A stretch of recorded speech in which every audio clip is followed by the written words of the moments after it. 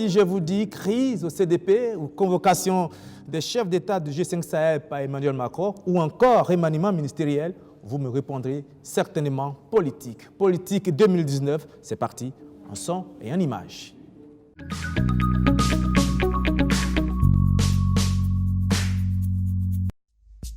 En politique, 2019 commence comme 2018 est fini, c'est-à-dire dans une atmosphère de remaniement ministériel très imminent.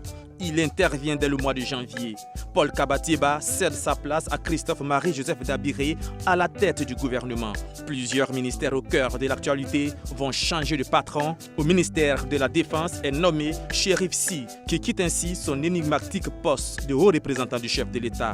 À la sécurité, un ancien gendarme à la retraite, Ousseini Compaoré, prend les rênes de la sécurocratie burkinabé. Et puis, au ministère de l'Économie et des Finances, la très charismatique Adiza Tourosine Koulibaly est remplacée par Lassane Kaboré.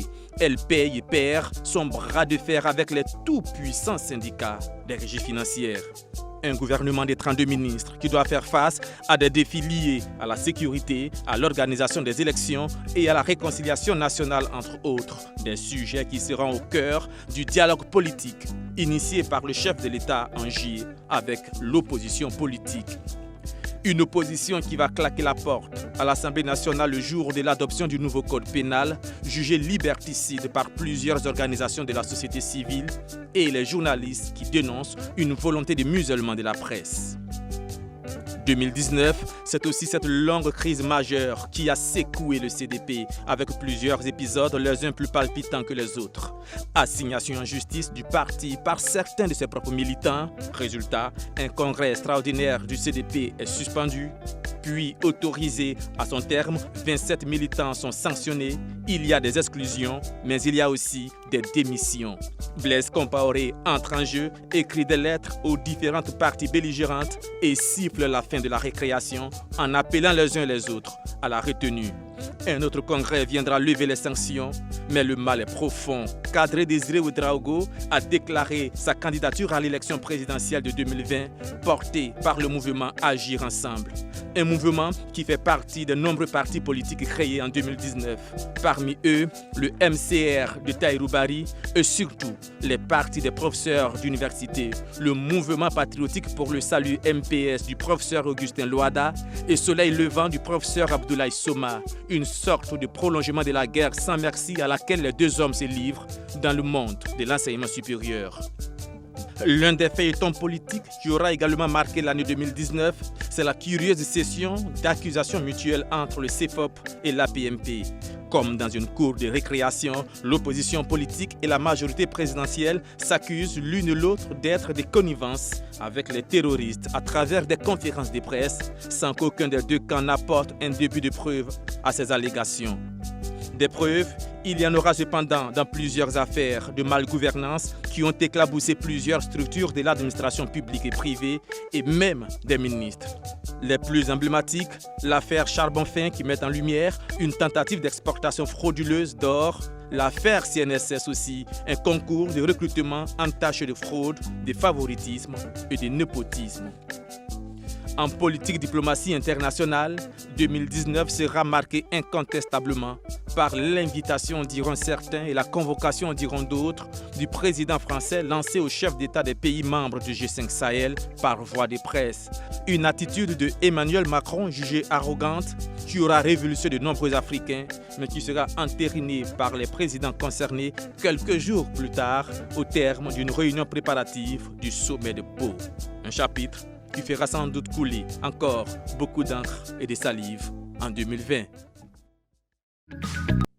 Voilà, voici globalement en 2020 la température, en 2019, je disais, il a été un peu plus en avance, en 2019, la température de la politique au Burkina Faso. Et pour commenter, décrypter et analyser tout cela, je vous le disais en début d'émission, nous recevons le docteur, oui, c'est lui, Abdoul Karim Saïdou, qui nous rejoint maintenant.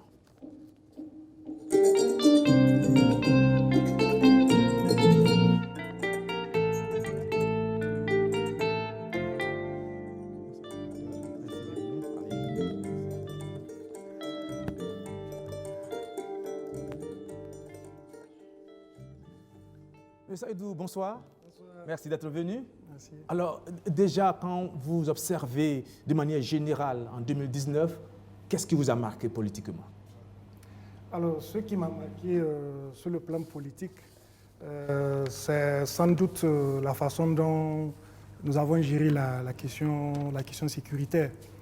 Parce que vous avez montré dans votre élément que la question sécuritaire a eu un impact sur la politique étrangère, donc il y a eu des débats sur la diplomatie.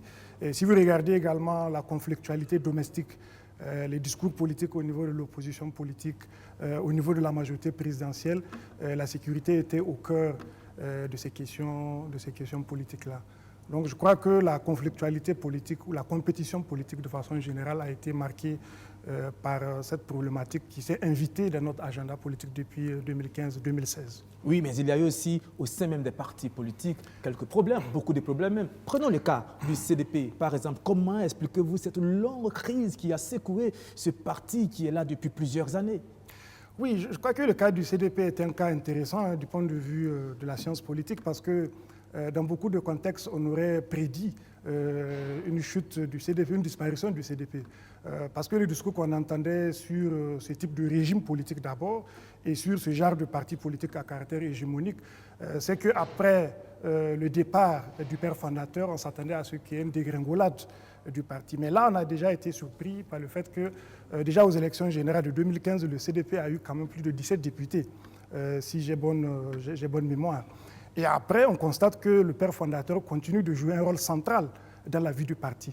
Alors qu'on aurait dû faire l'hypothèse que, compte tenu de son éloignement, de son exil, qu'au sein du parti, qu'on ait pu trouver de nouvelles élites qui allaient prendre le relais et déconnecter le parti de Blaise Compaoré. Mais là, on observe qu'il y a une véritable loi des rênes de l'oligarchie.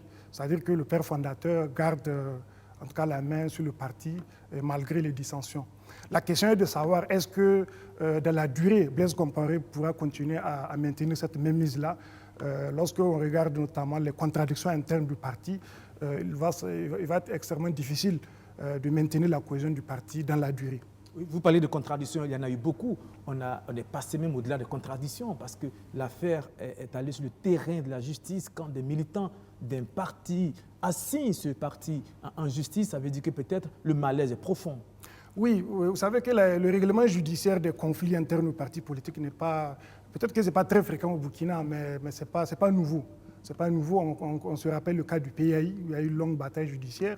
Et si vous regardez même dans certains pays voisins, la question de la justice, le règlement judiciaire des conflits au sein du parti politique, en Côte d'Ivoire, au Niger également, il y a eu plusieurs cas. Donc ce n'est pas quelque chose de nouveau. Et même en France. Et même en France, absolument, absolument. Donc c'est une des modalités de règlement de conflits au sein des partis, en plus des modalités qui existent au plan interne. Donc, je pense qu'il n'y a rien de surprenant. Le CDP est en train de vivre, de mon point de vue, une nouvelle ère, hein, parce que avant, quand le chef était là, le père fondateur était là, il avait cette capacité-là de maintenir la cohésion. Aujourd'hui, il me semble qu'il y a de nouvelles ambitions qui s'expriment. Il y a même une sorte de conflit de génération qu'on observe, que ce soit au sein du CDP, mais également de façon générale dans le système politique. Donc, je pense que les conflits sont aussi l'expression de ces contradictions entre les plus jeunes qui veulent aller de l'avant, qui veulent prendre leur place dans le système, et les anciens qui ont une légitimité historique, qui veulent aussi continuer à jouer leur partition dans la construction du parti. Les jeunes sont pressés. Oui, les jeunes sont pressés parce que si vous regardez les jeunes, que ce soit au Burkina ou ailleurs, les jeunes ont toujours été à l'avant-garde des mouvements, des changements qu'il y a eu, que ce soit au Burkina, en Tunisie, au Sénégal ou ailleurs. Mais lorsqu'il s'agit de la distribution du pouvoir, les jeunes sont les parents pauvres de ces luttes politiques qui amènent certaines transformations politiques. Et c'est ce qu'on observe au sein des partis politiques et de façon générale dans la société. Ceci explique peut-être pourquoi on a une floraison des partis politiques en 2019. Il y a eu beaucoup de partis politiques initiés ou bien dirigés par des jeunes notamment. Qu'est-ce qui explique cette multiplication des créations de partis politiques? Je pense que ça peut être interprété comme le reflet d'une insatisfaction des citoyens face à l'offre politique actuelle. Notamment le fait qu'il y a de nouvelles ambitions qui naissent au niveau des élites, au niveau de la société. Il y a des leaders qui soit ont milité dans les partis traditionnels, soit ont eu l'occasion de gérer l'appareil d'État, par exemple, pendant la transition, ou ont fait un parcours dans la société civile et qui estiment qu'aujourd'hui, ils peuvent également s'engager dans la compétition politique. Donc cela peut expliquer la prolifération de ces partis politiques.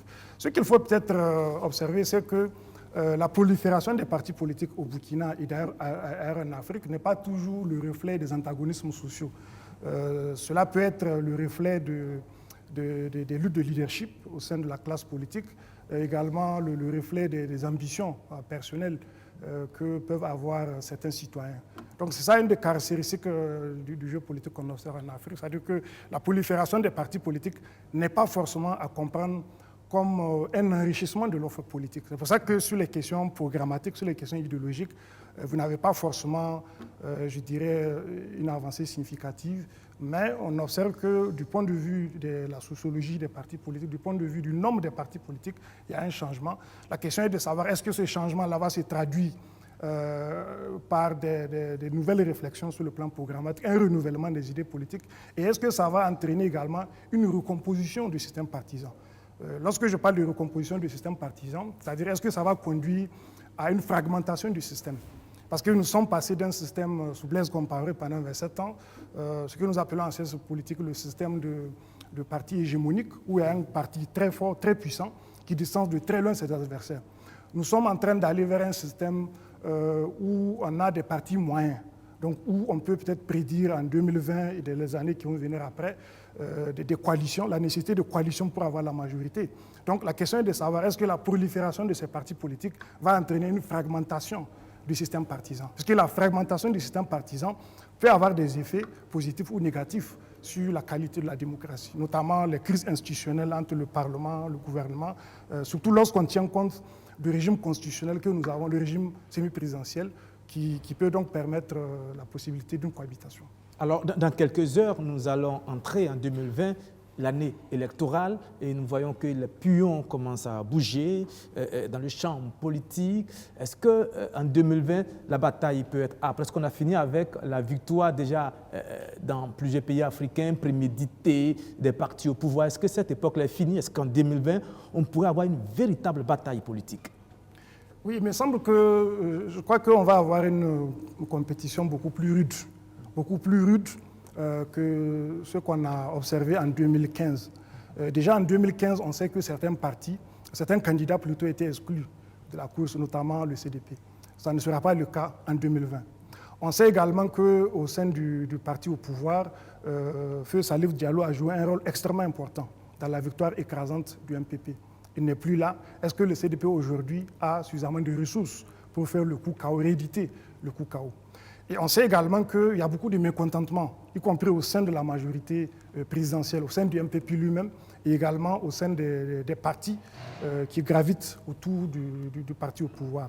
Et on a vu également, on vient d'en discuter, l'émergence de nouveaux partis. Donc il y a des nouveaux partis qui ont été créés sur la scène politique et beaucoup ont déclaré qu'ils vont présenter des candidats à la présidentielle. Donc il me semble que la compétition sera beaucoup plus rude pour le parti au pouvoir. Le coup KO sera extrêmement difficile à rééditer dans ces conditions. Ça veut dire qu'un deuxième tour est très fort possible. Oui, c'est très fort possible, c'est très probable qu'on ait un second tour. Mais ce qu'on peut aussi envisager et qui peut être un élément de crise pour la période, le mandat qui va suivre, c'est la question de savoir est-ce que la majorité présidentielle sera toujours égale à la majorité parlementaire. Parce qu'on peut avoir une situation où le président du Faso, Roch Kaboré, est réélu, mais il n'a pas la majorité au Parlement. Et lorsque le président du Faso n'a pas la majorité au Parlement, on rentre dans une cohabitation, puisque le Premier ministre sera issu de la majorité au niveau du Parlement, les ministres également seront issus de la majorité parlementaire, et donc le chef de l'État sera à la fois chef de l'État et chef de file de l'opposition. Et ce sera le blocage institutionnel. Ben oui, parce que c'est une bizarrerie constitutionnelle. C'est pour ça que le débat au sein de la commission constitutionnelle a été très, très âpre sur cette question. Est-ce qu'on maintient le régime présidentiel ou bien le régime semi-présidentiel ou bien on bascule vers le système parlementaire ou le système présidentiel? On a maintenu le statu quo, mais il faut déjà être conscient de ce que ça implique. Voilà. Surtout lorsqu'on observe la fragmentation, la tendance à la fragmentation du système partisan. Parce que si vous avez un système partisan qui est bâti autour soit d'un système bipartite, comme c'est le cas aux États-Unis ou au Ghana, où un seul parti peut à lui seul avoir la majorité, absolue et dirigée sans coalition, ou bien un système où 3 partis peuvent avoir une majorité solide et gouverner. Si vous avez un système pareil, c'est très, très difficile d'avoir ce genre de fragmentation. Voilà. Alors, en 2020, quelles sont, quand vous faites une analyse de la situation politique, du climat politique, des alliances possibles, quelles sont les chances de l'opposition de pouvoir remporter l'élection présidentielle? Est-ce que l'opposition a une véritable chance? La chance de l'opposition sera tributaire de sa capacité à fédérer toutes les énergies. Déjà, si vous regardez un des gros baobabs, pour emprunter l'expression de M. Diabré, le CDP. Alors, le CDP, c'est un des partis les plus importants au niveau de l'opposition. Et donc, est-ce que le CDP pourra s'accorder sur un candidat unique? Toute la question est là. Et au sein des autres partis d'opposition, les nouveaux partis qui ont émergé, on ne connaît pas leur poids électoral, on ne connaît pas leur force de frappe. Et donc, c'est le terrain, ce sont les élections qui vont déterminer quelle est leur capacité de mobilisation sur le terrain. Alors, donc, avantage pour qui? L'opposition ou la majorité en 2020? Si l'opposition, un pronostic. Si l'opposition est divisée, c'est clair que ça va profiter à la coalition dirigeante. Si l'opposition est divisée, la majorité passe. C'est probable. Mais n'oublions pas que nous sommes dans un système où toutes les alliances sont possibles. Parce que si vous regardez, c'est peut-être au Burkina. Oui, on peut avoir toutes les surprises. Si vous prenez l'expérience des pays comme le Bénin, comme le Mali, comme le Niger, vous verrez qu'au niveau de la classe politique, tout le monde a été avec tout le monde.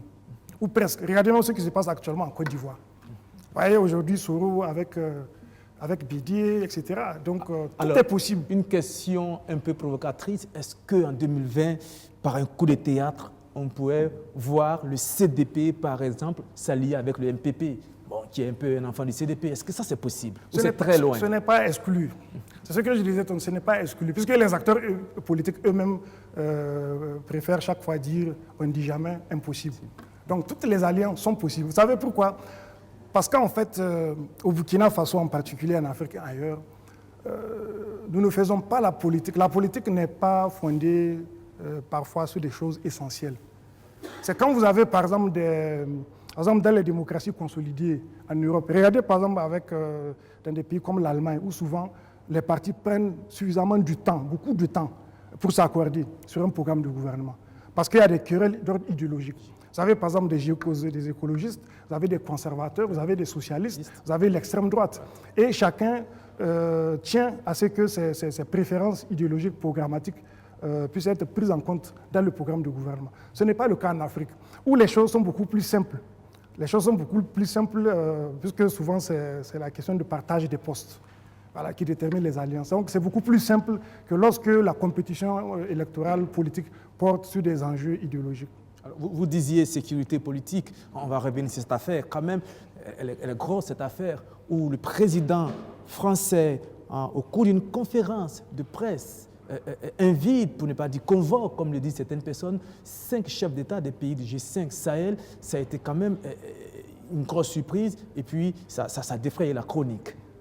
Oui, sinon ça n'a rien de surprenant. C'est peut-être le ton qui a été surprenant, c'est inhabituel, parce que même le général de Gaulle, qui est quand même une des figures importantes de la politique française, qui avait une grande influence sur les pays de succession française, n'a pas eu des propos aussi virulents. C'est peut-être le temps qui a surpris. Sinon, dans le fond, on sait qu'il y a une véritable captation de souveraineté des pays comme le Burkina Faso. On sait que sur le plan international, ces pays-là sont sous la tutelle internationale de la France.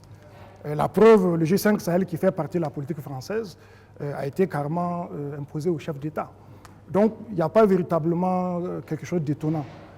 On sait que la politique étrangère des pays francophones est en grande partie dictée par la France. Alors, ces 5 chefs d'État ont décidé de se rendre à Pau pour se sommer sur la sécurité dans la zone sahélienne. Est-ce que cette décision, vous la jugez bonne, mauvaise? Parce qu'elle serait peut-être en contradiction avec la volonté d'une grande partie des populations de ces pays-là. Absolument, c'est là où on voit la contradiction justement entre la position qui est défendue par les chefs d'État et la position d'une partie des populations de ces pays-là. Et cela montre qu'aujourd'hui, les sociétés civiles en général s'impliquent davantage dans la politique extérieure. Vous savez, pendant longtemps, la politique extérieure, ou même la politique en général, c'était un monopole des dirigeants. Quand on dit politique étrangère, on dit que c'est la haute politique. voilà, c'est la prérogative du président de la République, du président du Faso. C'est lui qui décide quelles sont les alliances dans lesquelles on doit s'engager. Est-ce qu'on doit aller dans telle ou telle alliance? Est-ce qu'on doit conclure tel ou tel accord de défense avec tel ou tel pays? Aujourd'hui, les sociétés civiles, les citoyens africains de façon générale s'impliquent. Donc il y a une logique, une dynamique de démonopolisation de la diplomatie aujourd'hui. Donc cette démocratisation de la diplomatie aujourd'hui, c'est un des défis, non seulement pour les chefs d'État africains, mais aussi pour la France. Parce que quand le président Macron parle de clarification, il sait très bien qu'au niveau des chefs d'État, il n'y a aucun problème de clarification. Tous les chefs d'État sont d'accord à 100% pour continuer à travailler avec la France. D'ailleurs, tous ces États, les chefs d'État, ils ont signé des accords de défense avec la France. Il n'y a pas d'ambiguïté au niveau des chefs d'État. Là où il y a ambiguïté, c'est au niveau des populations africaines. Une partie des populations africaines n'est pas d'accord avec le fait que la France puisse assurer notre tutelle sur le plan international. Donc la présence militaire française dans le Sahel fait débat dans les sociétés africaines. Et donc, la question est de savoir comment est-ce que les chefs d'État vont gérer cette contradiction à l'interne, comment est-ce qu'on va intégrer cette dynamique citoyenne dans l'élaboration et l'implémentation de la politique étrangère, parce qu'aujourd'hui, on est dans un système où on discute entre gouvernements. Les populations ne sont pas impliquées. Même les parlements au niveau institutionnel sont faiblement impliqués dans ces choix qui sont faits au niveau international. Donc, il y a une nouvelle dynamique déjà qu'on voit même au niveau du franc CFA. Le franc CFA, pendant longtemps, on dit que bon, c'est une question économique, c'est très sensible. Voilà, il faut laisser ça entre les mains des techniciens, des experts. Mais aujourd'hui, les citoyens africains veulent également avoir leur mot à dire dans les questions monétaires, dans les questions militaires, dans les questions internationales. Alors donc nous sommes très dépendants, je veux dire, les pays de l'Afrique de l'Ouest francophones sont très dépendants de la France. C'est difficile de se débarrasser. Oui, nous sommes très dépendants, et la France également veille à ce que cette dépendance-là soit maintenue. C'est pour ça que la France, depuis les années 70, se bat pour éviter justement que ces pays-là renforcent leur coopération avec le Nigeria. C'est pour ça que la France, historiquement, a toujours été réticente sur la CEDEAO. Si vous regardez, par exemple, l'initiative de créer le G5 Sahel, ça procède d'une volonté d'écarter le Nigeria. Aujourd'hui, les tentatives aussi de détourner le projet ECO, la monnaie de la CEDEAO, de ramener ça au niveau de l'UEMOA, ça procède aussi de cette logique-là, d'écarter le Nigeria. Parce que contrairement au Niger, au Mali, au Burkina, au Bénin, etc., le Nigeria, ce n'est pas un pays qu'on peut manipuler comme on veut, comme les satellites. Voilà, etc. Donc le Nigeria, qui est la première puissance économique africaine, devrait être le moteur de l'intégration en Afrique de l'Ouest. Mais compte tenu du fait que la France ne peut pas avoir le coup de franche avec le Nigeria dans le cadre d'une fédération ou en tout cas d'une intégration poussée au niveau de l'Afrique de l'Ouest, elle travaille avec les chefs d'État, nos chefs d'État, à isoler les pays francophones et les empêcher, n'est-ce pas, d'aller vers cette connexion très poussée avec le Nigeria. Donc l'enjeu ici, il porte non seulement sur les questions de souveraineté, mais aussi les questions d'intégration régionale. Si vous regardez même au niveau du G5 Sahel, on aurait dû s'appuyer sur la CEDEAO. La CEDEAO est l'organisation économique et régionale la plus dynamique, la plus fervente en Afrique. Il n'y a même pas de débat là-dessus. Mais on a continué la CEDEAO pour créer le G5 Sahel. Donc 5 pays faibles qui ne pourront certainement pas faire le poids. Et aujourd'hui, on se rend compte que la menace est en train de gagner d'autres pays comme la Côte d'Ivoire, le Ghana, le Bénin, etc. Et puis on dit qu'il faut élargir.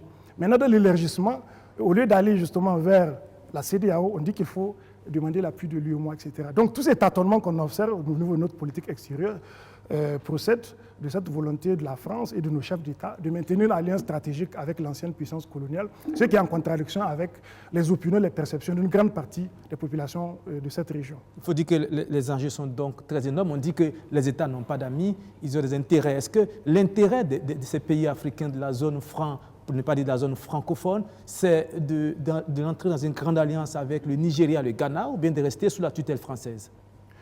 À mon avis, l'intérêt de ces pays serait de renforcer les coopérations avec le Nigeria.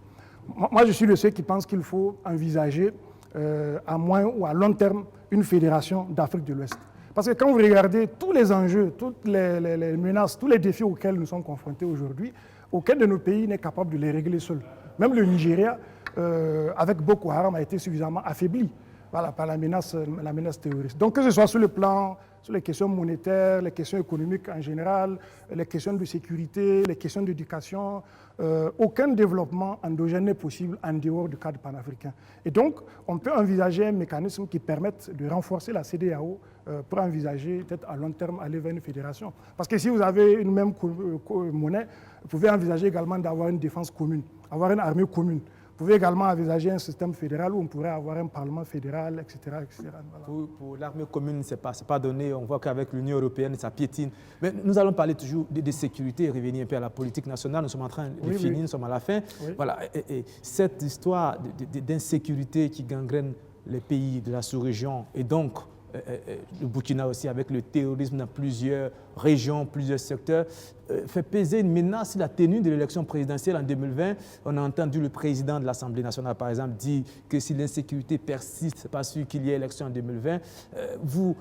Qu'est-ce que vous dites? Est-ce qu'en 2020, il pourrait y avoir élection présidentielle? Et dans quelles conditions? Alors, ce qu'il faut déjà dire, ce que le président de l'Assemblée nationale a dit, c'est vrai que si l'insécurité augmente, s'il y a une augmentation de l'insécurité, c'est clair qu'on ne peut pas tenir des élections, de façon objective. On ne peut pas. Ça, c'est clair. C'est clair que si on se trouve dans une situation où une grande partie, on perd le contrôle d'une grande partie du territoire, on ne peut pas tenir des élections. C'est évident. La question est de savoir quel message cela peut diffuser auprès de ceux qui attaquent le Burkina. S'il n'y a pas d'élection en 2020, ce serait la plus belle victoire pour les terroristes. Donc justement, l'objectif est de déstabiliser l'État burkinabé, déstabiliser les institutions. Puisque ça veut dire qu'on a amené un État à être carrément incapable de respecter le calendrier républicain. Et donc, à mon avis, la question de la tenue de ces élections, ça devrait être une priorité au sein de la classe politique et de toute la société burkinabé.